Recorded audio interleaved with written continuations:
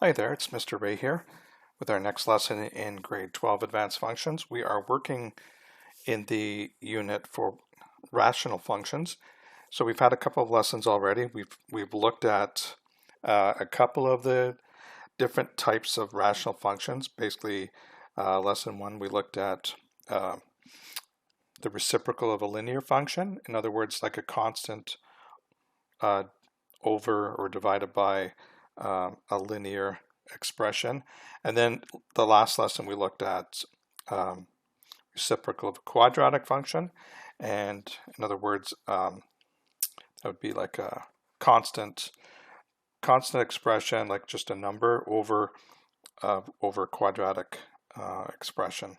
So one of the things we've learned so far is for all these rational functions, most of the time we're going to have a horizontal asymptote and a vertical asymptote. And when we looked at the last lesson, when we changed the denominator to be quadratic, we actually had two vertical asymptotes, and that's because when we factor the quadratic on the denominator, we got two values of x that made the denominator 0. That will extend. I could put a cubic expression there. If you could factor that into 3 factors, each of those factors would create a value of x where the function would be undefined, and that's where the vertical asymptotes are. So we're going to keep going. Today we're looking at, we have specifically when we have a rational function that has a linear function divided by another different linear function, and by extension at the end, what we're going to do today also will apply if we had a quadratic over a quadratic or cubic over cubic. So this does extend into higher degree. So example, linear over linear would be a degree 1 polynomial over a degree 1 polynomial. So in that case, the degrees are the same, and we'll extend that into when we have quadratic over quadratic as well. Okay, so we've got our definitions of rational functions and asymptotes. Hopefully by now you know exactly what those things are. I just want to point out under the asymptote, I've said there are 3 types of asymptotes: vertical, horizontal, and this other thing we haven't even talked about yet, oblique. So this will be something we look at the next lesson. And we'll talk about when we have oblique versus the other ones, okay? What you can take away right now is you'll either have an oblique or a horizontal asymptote, but not both, okay? So for today's lesson, we won't be touching on oblique asymptotes, but there's just some food for thought for the next lesson. Okay, so I've got some key concepts here. The most important part I'm actually going to write out here. But this is from the textbook. Some of this I think is important, some of it not so much. So there's our our rational function, a linear expression over linear, and if you use these variables a, b, c, d for your basically your mx plus b, so if you use those for constants, it's going to work the same way. If we want to find the vertical asymptote, it doesn't matter what's on the top. What matters is what's on the bottom, on the denominator. So if I want to find the vertical asymptote, I'm going to set that linear expression equal to 0, solve for x, and I'm basically going to get, if I use this form here, the vertical asymptote would be negative d over c. Okay, now I don't want you to memorize that. It's better if you just understand that by setting this equal to 0 and solving for x, you're going to get the vertical asymptote. Okay. Now this part here, I'm going to actually explain it in better detail down below here. So I'm going to skip that for now, just because it probably won't make sense. We're actually going to show why this is true, or at least why this is true. When we do our first example, we'll actually prove what we're doing for the first time. The coefficient b acts to stretch the curve, but has no effect on the asymptotes. the domain or the range. Okay, again, for me this isn't overly important. Along with this, the coefficient d shifts the vertical asymptote. And this last point here, point number 5, the two branches of the graph of the function are equidistant from the point of intersection. What that's basically saying is, and we saw this already with the last two lessons, when we have our two branches, they're very symmetrical. Okay, they're all the same distance if we measured the distance, or if we just took the curve and kind of copy and pasted, you'd see in most cases you're going to see an exact duplicate, just kind of reoriented. Okay, so now the thing I want to talk about before we do our first example, and it'll be something we actually use and prove in our first example. Okay, and this is what I meant by kind of extending the lesson, not just for linear over linear, but for if I had quadratic over quadratic or cubic over cubic, this would apply. So it can get kind of confusing by the next lesson. You're going, well, what do I do to find the different asymptotes now? So this hopefully will help guide you for the horizontal asymptote. So basically what I'm going to say here is, if the degree of the numerator and denominator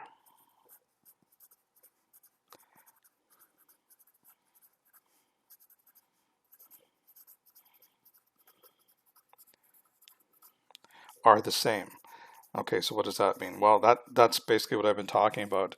So if you have linear over linear, which is what this lesson is titled, that top numerator expression is degree 1, and the bottom is also degree 1 because they're both linear.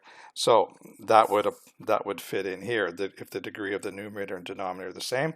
But like I said a few minutes ago, I could also have a quadratic over quadratic, and this statement would apply to that as well. Okay, so if this is true, if I have the same degree on the top and bottom, for example, just to put this in writing for your use, linear over linear, or quadratic over quadratic,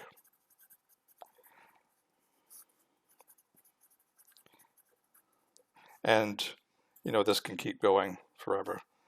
Degree 3, degree 4 on the top and bottom, so on. You're probably not going to see much beyond degree 3 or 4 in any of these questions, so don't worry about something overly extended in terms of the degree. So if it has the same degree on the numerator and denominator, then the equation of the horizontal asymptote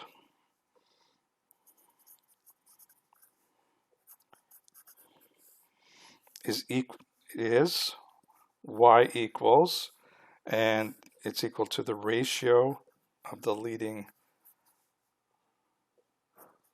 coefficients. Try to fit this in here, coefficients. Okay, so what does that mean? Let me show you by a couple of examples here. So examples, well, I'll just do one here. So example, if I had f of x, and I'm going to use linear over linear, so this time actual numbers, 2x plus 3 over 3x minus 7. So if I had something like that, well, it turns out that the rule that we had in the past 2 lessons of the horizontal asymptote always being y equals 0, that only applies when you had our last 2 cases, when you had reciprocal of linear, so constant over linear or constant over quadratic. So now we have a new rule, and I'm going to summarize. Hopefully you'll be able to understand how you get the horizontal asymptote for multiple situations here. So if I had that as my function, then what this is saying the horizontal asymptote is going to be y equals, and it's got to be equal to the ratio of the leading coefficients. So a reminder of what leading coefficients are. They're the coefficient of the highest degree term. So if you write your expressions from highest degree down to lowest degree for the terms, so 2x plus 3, well, the leading term is 2x and the leading coefficient is 2. On the bottom, the leading term is the highest degree, which in this case is 3x. So the leading coefficient is 3. So the ratio of the leading coefficients is 2 over 3. So that is actually your horizontal asymptote. Okay, now you have to be careful. This has to be expanded. So you can't figure out your horizontal asymptote if you have factors instead of just expanded for the numerator and denominator. So that's something to consider. Also, if I change the order of these terms, 3 plus 2x over negative 7 plus 3x, it's not always going to be the first term, it's the highest degree term. So, you could either rearrange the terms from highest degree to lowest degree, or you could just pick them out, make sure you get the right coefficients. So that's how that's going to work. Anytime we have a rational function where the degree of the top is the same as the degree of the bottom, the numerator denominator, this is how we're going to do it. So I think this is the big takeaway from today's lesson. Okay, now to summarize what we did for the first two lessons and maybe extend it a little bit more generically, if the degree of the numerator is less than, so I'm going to put a less than symbol here, hopefully you'll remember what that is, less than the degree of the denominator,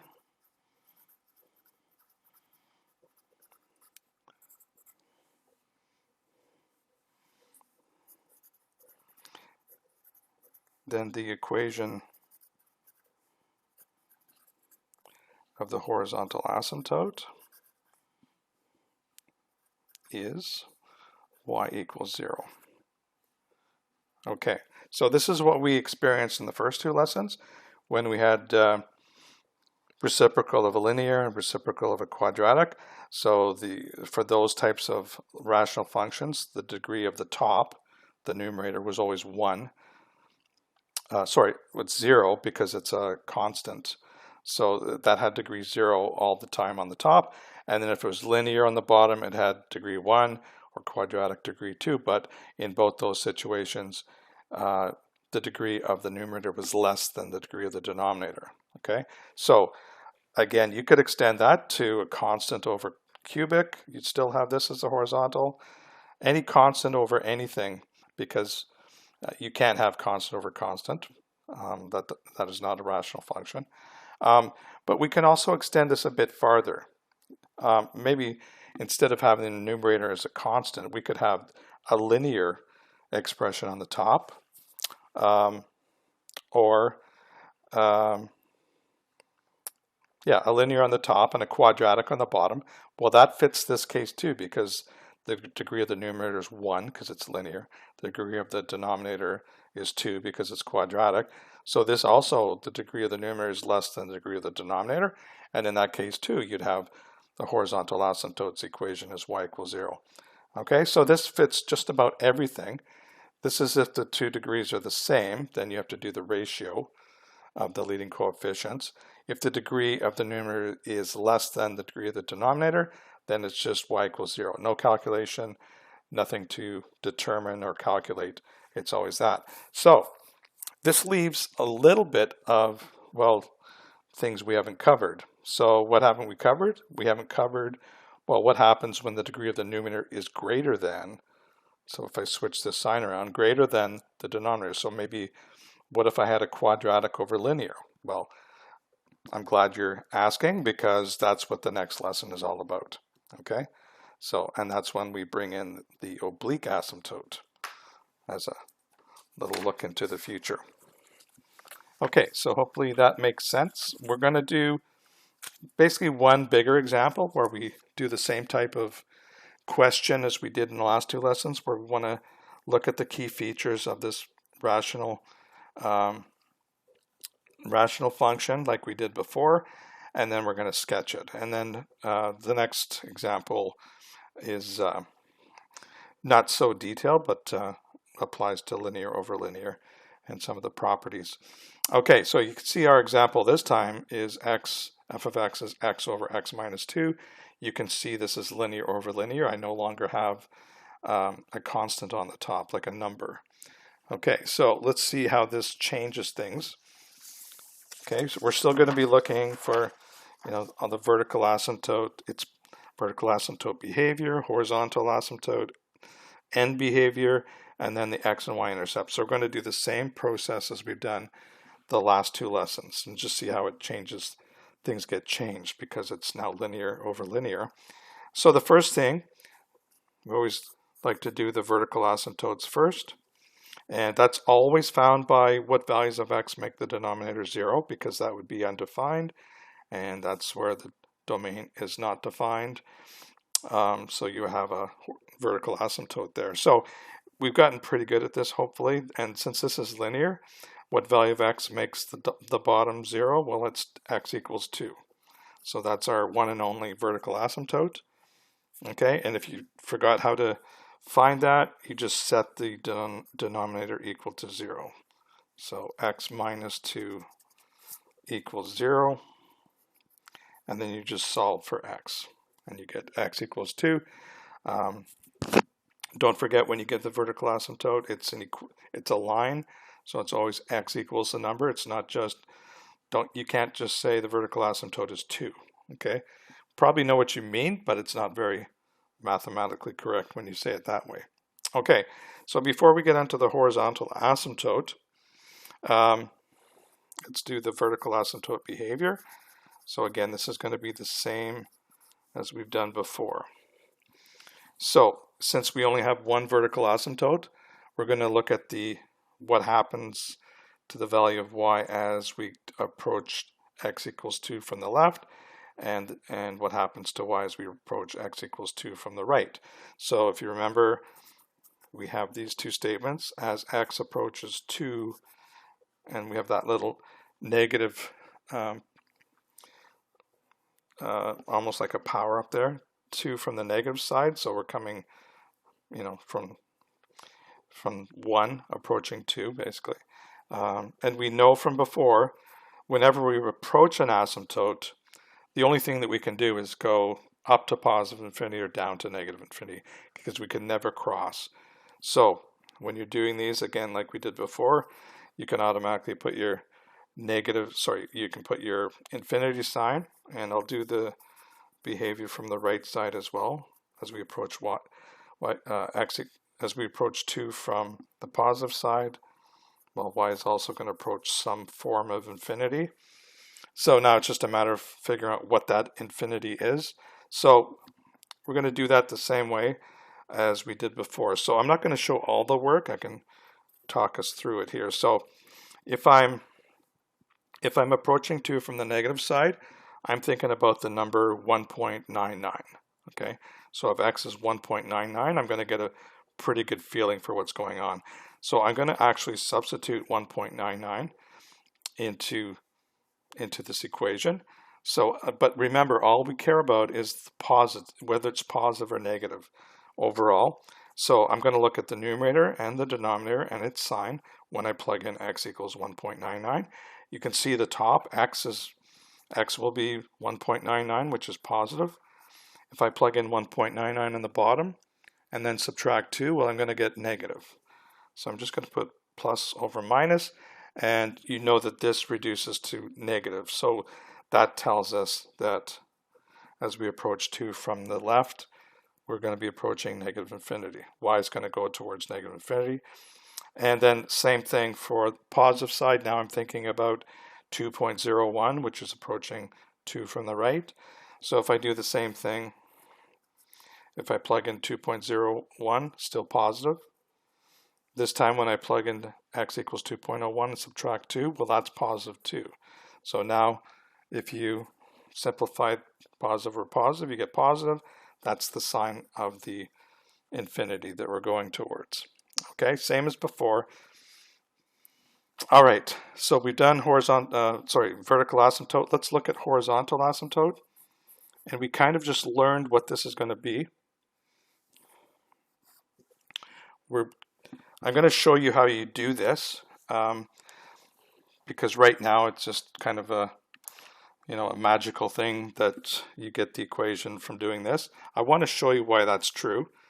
So the horizontal asymptote, we're trying to find out as x approaches infinity or negative infinity, as it goes to the far right or the far left, we want to know what's happening to the function.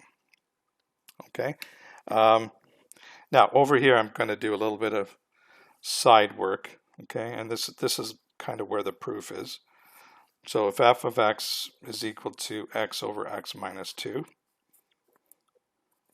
See, if I just went and plugged in a really big number here, I'm going to get a fraction, and I'm not really sure how to use it. So this is the best way to think about it. So what we're actually going to do, I'm going to rewrite this function, but I'm going to divide every term by the highest power of x that's here. And I'm only going to do this because it's linear over linear. I could also do it if it was quadratic over quadratic, but I'm not going to do this if it's any other situation. So if I was to rewrite this, divide every term by, in this case, x.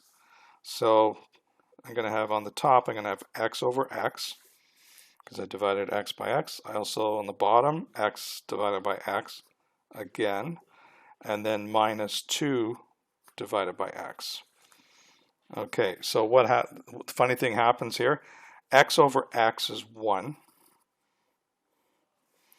So I put a 1 on the top. That's also x over x, so that's also 1. And then a minus 2 over x. Okay, so now we can think about, if I go back to here, but this time I'm using this version of f of x. Maybe I'll just write, just to make sure you remember that this is that's still the same function as that. If I graph both of these, it's the same thing. This one looks a little more confusing than that, but this is going to help us with our horizontal asymptote. So we basically want to know what happens as x approaches infinity. So if you think about it,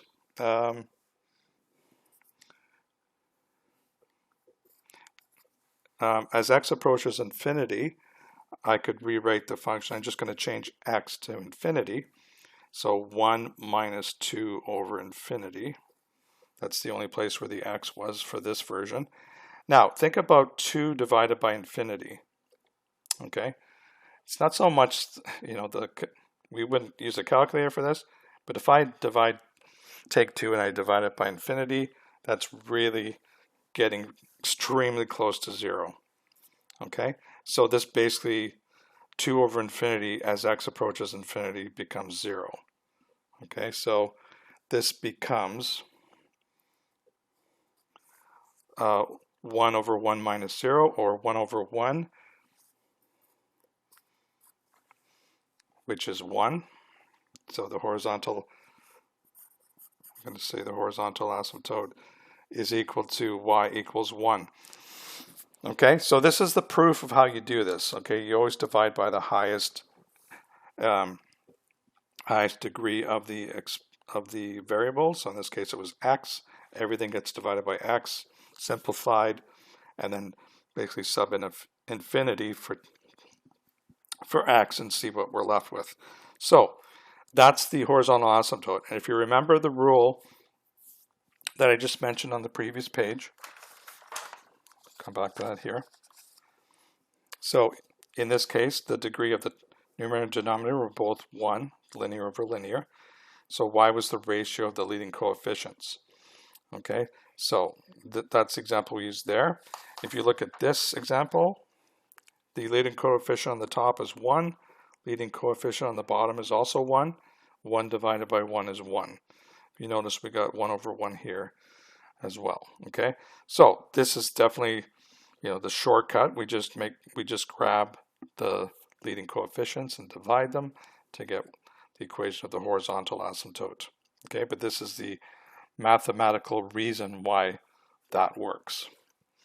Okay, and if it helps you, if you want to do this every time you get a question, that's totally fine. If you want to take the shortcut, that's okay too. I might ask you why this is true, and then you'd have to talk about this. But when you're looking at, if you're looking at just graphing or sketching, this is definitely good enough. Okay, now we're going to look at the end behavior, which is what happens as we go towards positive or negative infinity. So as x approaches, I'll write these out. As x approaches negative infinity, y approaches something.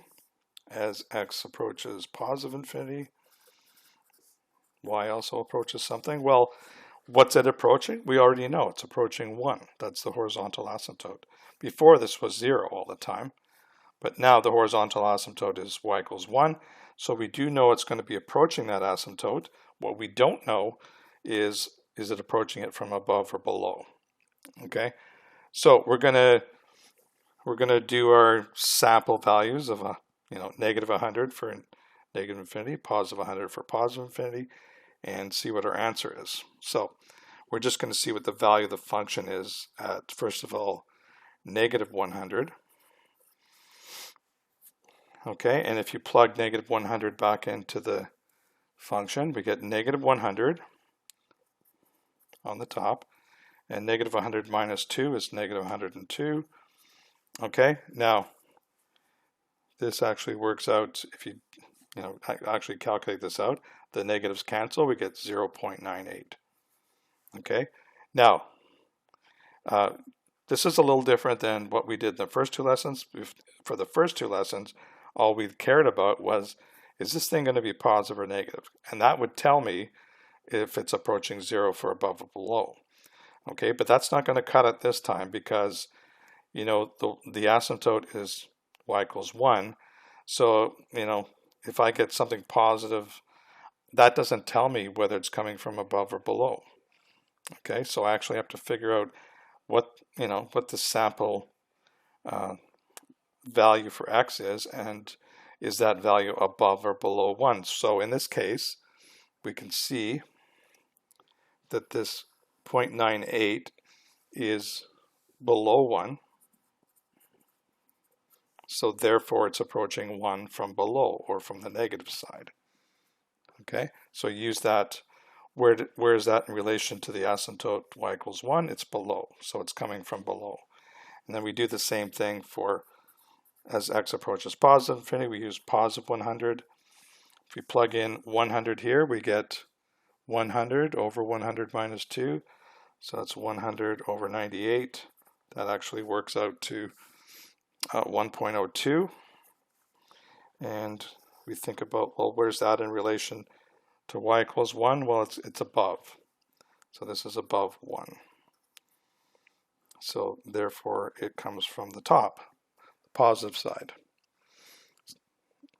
Okay, so that's slightly new way, first of all, of getting the horizontal asymptote, but also determine the behavior, the end behavior at the asymptote. Okay, so hopefully you understand that process now. The last thing we're going to do the X-Intercept and Y-Intercept. So the X-Intercept is always when y equals 0. And if you remember the last couple lessons, every time we did X-Intercept, we got there is no X-Intercept.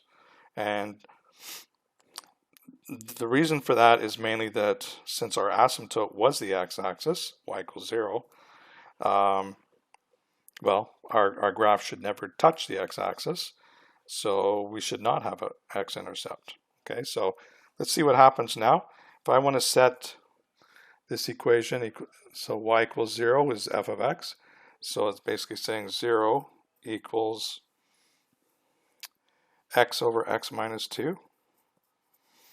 Okay, and if you remember, if we're trying to find the value of x that makes the whole thing 0, it doesn't really matter about the bottom. What matters is the top. So we want the top to be 0, so x equals 0. X equals whatever this is. So in this case, x equals 0. And that's the x-intercept. And that's the first time we've had one. So that's pretty exciting. Okay, y-intercept now. we almost always have a y-intercept. Sometimes not, but mostly. This time we're going to set x equals 0.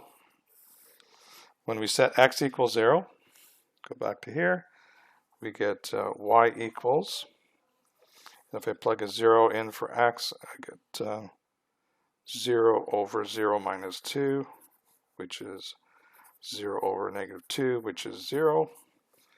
Sorry, couldn't see that.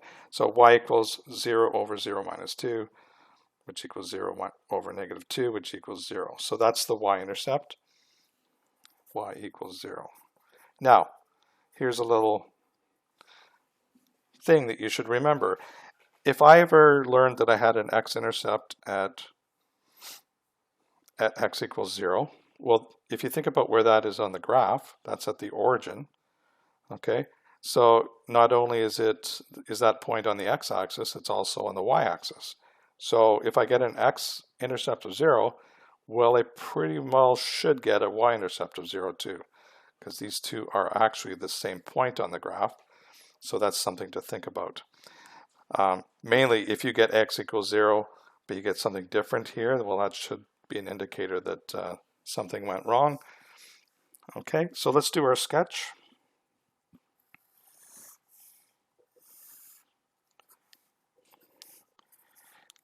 So x and y axes. We'll do a fairly basic sketch of our scale here. Just go at 3. Now I make that statement having remembered where the asymptotes are. They're at 2 and 1, so they're both within that region. But if I had, obviously, if I had a vertical asymptote at x equals negative 5, well, I better make sure my scale goes out to negative 5. So, okay, so the first thing we always do is do our dotted line or dashed line for our vertical asymptote, which is x equals 2. Again, this will be like the fence, one of the fences of our graph. Our graph should not cross there. And we've also, this time, instead of y equals 0, we've got a horizontal asymptote at y equals 1. So I'm going to do that dotted line here. Okay, now might as well do my x and y-intercept while I'm here. That's the point 0, 0. So I definitely have a point there, which you can now definitely see that's an x-intercept and a y-intercept. Okay, remember for these graphs, you could have multiple x-intercepts, but you'll always only have one y-intercept. It might be 0, but you can never have more than one y-intercept. Okay, now we're going to put in our arrows for our behavior. So if we look at our vertical asymptote behavior, as we approach 2 from the negative side, we're going down to negative infinity. So as I'm coming from the left, I'm going to go down. So I'm going to put an arrow right here. And as I approach 2 from the right side, I'm going to go up to positive infinity. So I'll put an arrow there. And then for the end behavior, as we go towards the extreme left, our graph will be approaching 1 from the negative side. So I'm going to it's going to come down from here. And as we extend out to the right, we're coming from the top towards 1, the positive side. So I've got my 4 arrows. Now it's just a matter of joining them. I'm going to start with this one here, this quadrant or branch. I've got that extra point here, which is going to help me define the shape. Okay, so I'm just going to turn the paper this way because I can draw a curve better. So I'm going to come along here and then head off towards that arrow, join up. Okay, and then for the other branch, it's going to look, in terms of the symmetry, it'll look sort of symmetrical there. So thinking about the difference if I drew a line across there, it'd be about there. So these are sketches, so I'm not looking for a work of art, as you can tell by my little jitter line there. But it's got to be, the information's got to be accurate. You have to have your asymptotes well defined, your behaviors well defined, any intercepts. But in terms of, is this point in the right place here? Well, it's close enough, and that's what a sketch is going to tell you. Okay, so this is the graph of a linear over linear rational function. You can see what's changed is mainly that the horizontal asymptote is no longer along the x-axis. It's y equals 1 in this case. Okay, so everything else we did is pretty familiar from the last 2 lessons. Okay, we're going to do one more. We're not really going to graph this, but we're going to talk about these 3 functions, f of x, g of x, and h of x. Compare the graphs of these functions. And then the second part is, what is the effect of b? So I'm going to start off by, I'm just going to list each function and then talk about its attributes.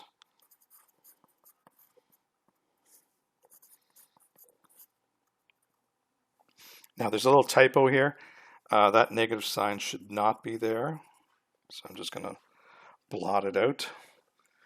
Okay, that was my typing inabilities. So let's, the first thing we can do is, if we want to compare them, we want to see, well, what's similar and what's different. So we're going to look at figure out the vertical and horizontal asymptotes. We're going to look at the x and y intercepts and see what's the same, what's different, and then maybe talk about extending that into, what's the shape compared between these 3. So we're going to start with the vertical asymptote. We'll do each of those. So the vertical asymptote, remember, is you set the denominator equal to 0 and solve. So if I set 2x plus 5 equals 0, well then 2x equals -5, x equals -5 over 2, which is x equals -2.5. Put a colon here, equal sign here. All right, so there's the vertical asymptote for f of x. Let's do the same for the other 2. And if you notice, the bottoms are exactly the same. 2x plus 5 are the denominators for all 3. So we don't have to repeat the work. We've already done it. But that means the vertical asymptotes are also equal to each other. Okay. Next thing we're going to do, horizontal asymptote. So now that we know the shortcut, we're basically looking at the ratio of the coefficients, because these are all linear over linear. Okay, so for this f of x, coefficient on the top is 1, coefficient on the bottom is 2. That means the horizontal asymptote is y equals 1/2 or 0.5. And if I do g of x, I get the same thing, 1 over 2.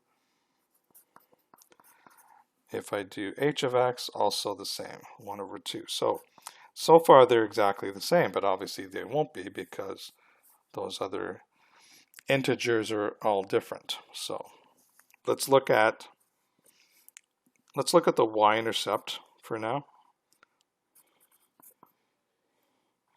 So the y-intercept is when we let x equal 0. Okay, so when we let, for f of x, if we plug a 0 in for x, it basically turns both of these terms in to zeros. Anything with an x in becomes a 0. So what are we left with?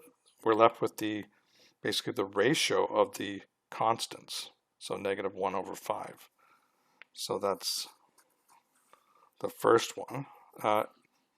G of x, the y-intercept, would be, so remember, just plugging in zeros for x, you get 0 minus 5, 0 plus 5, so it's -5 over plus 5.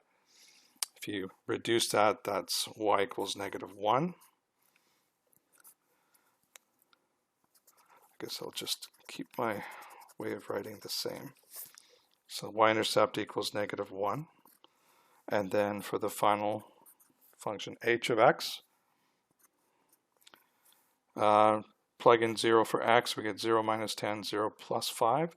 So -10 over +5 is -2.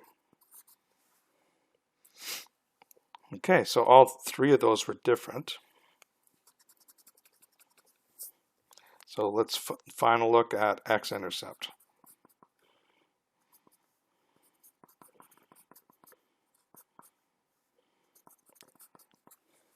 Okay, so the x-intercept, if you remember, we set y equals 0. So if I'm looking at each of these, if I have a 0 there, that always means when I'm solving for the x-intercept, I'm setting the numerator equal to 0 because I want the numerator to be 0. Okay, so the x-intercepts are, in a way, they're similar to the vertical asymptotes because vertical asymptotes, we set the denominator equal to 0, and the x-intercepts, we set the numerator equal to 0. So if I do that for the first one, x minus 1 equals 0, that means x equals 1. So the x-intercept is 1. If I do it for this one here, x minus 5 equals 0, so x equals 5.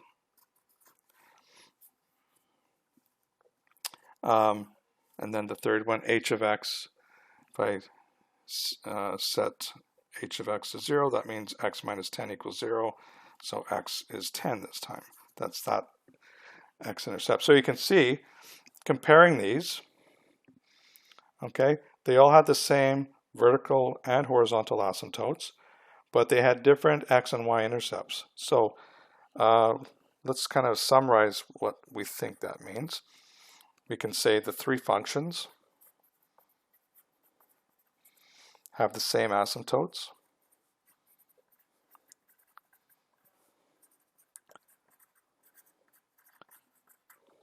but different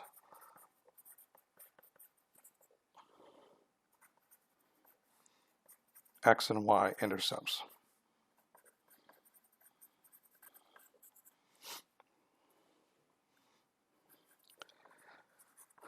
The graphs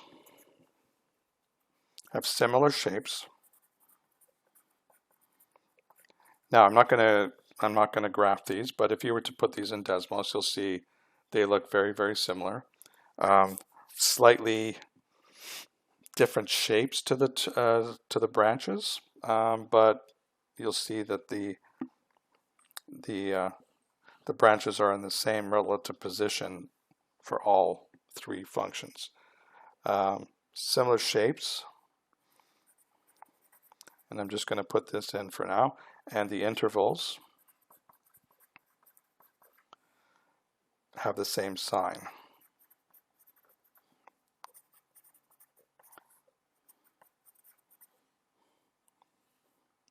Positive or negative slopes.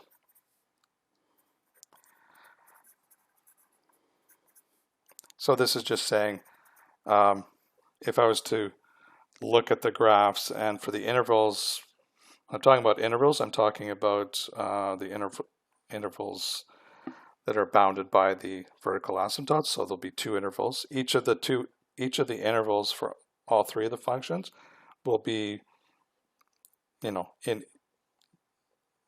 similar intervals, they'll all be positive or they'll all be negative. So that's just saying basically the shape. As an interval is going up for one, it's also going up for the other. Okay, slightly different rate possibly, but we're not going to get into that too much in this course. A little bit more in calculus, so that's where we're going to leave that. Okay, so you can see the effect of the denominator tells you the vertical asymptote, the numerator tells you the x-intercept, the ratio of the leading coefficients tells you the horizontal asymptote. Okay, and then basically the b over d ratio tells you the y-intercept. Okay, now, so we talked a little bit about that in the key concepts at the beginning. It's not something I really want you to memorize. I think it's better just to just remember, when I'm trying to find the x-intercepts, what am I trying to do to this equation? When I'm trying to find the vertical asymptotes, what am I trying to do, etc., etc. So I'd rather you learn that than just try to brute force memory, which could go wrong. Okay, the last part here, it says, explain the effects of the coefficient b. So we've kind of talked about that. Okay, it had nothing to do with the vertical asymptote, because that's all about just the denominator equals 0. It had nothing to do with the horizontal asymptote, because horizontal asymptote was a over c. Now in terms of the intercepts, well, the intercept, one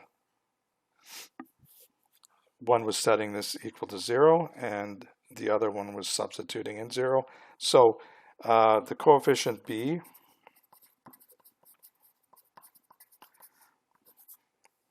contributes to both the x and y intercepts. To both the x and y intercepts,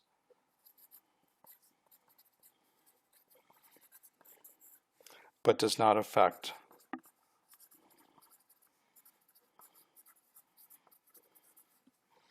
the asymptotes. Okay.